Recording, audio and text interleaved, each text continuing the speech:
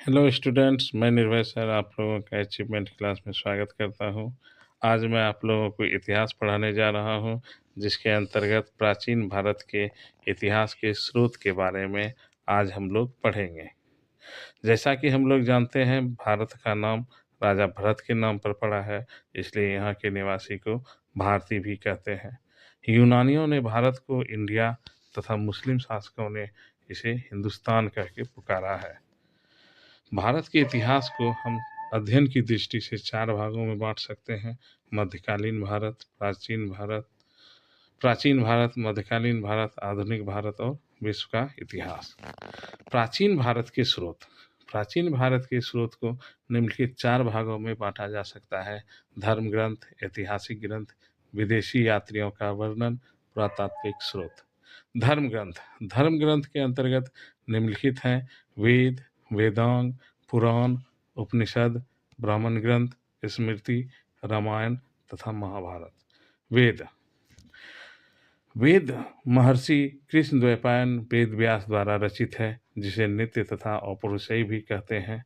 वेद 4 प्रकार के होते हैं: ऋग्वेद, यजुर्वेद, सामवेद, अथर्ववेद।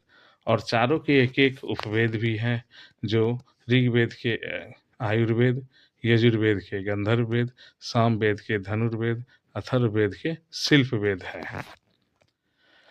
ऋग्वेद। ऋग्वेद में 10 मंडल, 1028 सूक्त और 10,462 ऋचाएँ हैं। ऋचाओं को पढ़ने वाले पुरोहित को होत्री कहते हैं। ऋग्वेद के तीसरे मंडल में गायत्री मंत्र का उल्लेख है, जिसकी रचना विश्वामित्र ने की है।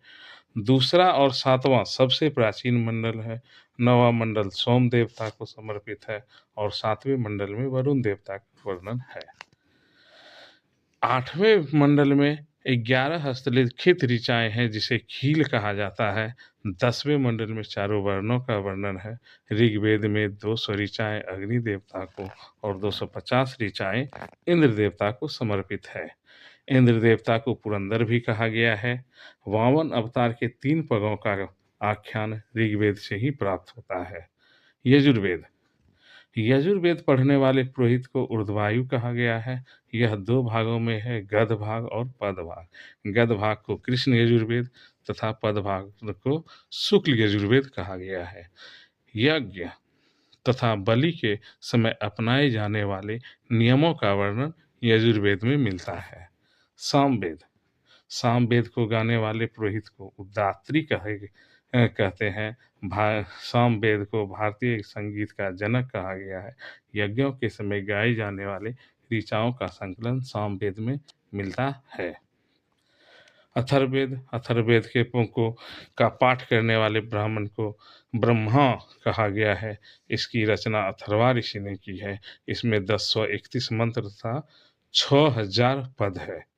इसमें वैदिक कालीन मनुष्यों के विचार तथा अंधविश्वास का वर्णन मिलता है।